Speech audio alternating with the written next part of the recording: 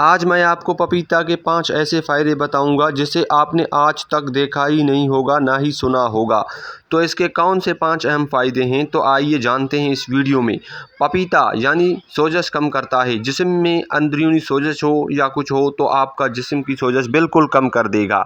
पपीता जिस्म में सूजन और दर्द को कम करने में मदद देता है। अगर आपको जिस्मानी दर्द महसूस होता है टांगों में, हाथों में, तो आप ज़रूर पपीता खाइए, उससे आपका जिस्मानी दर्द ख़त्म हो जाएगा।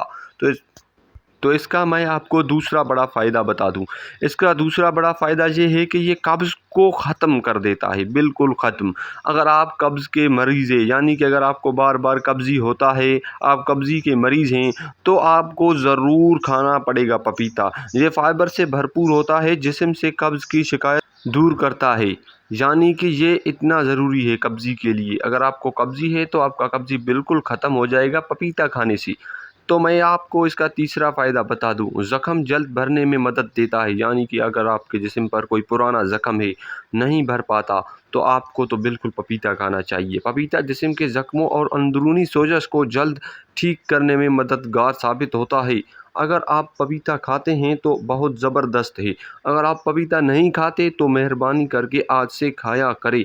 अगर आप गरीब हैं, नहीं पहुंच पाते, तो भी आपको कम से कम हफ्ते में एक बार पपीता खाना पड़ेगा, क्योंकि जिस्म के लिए पपीता बहुत ज़बरदस्त है।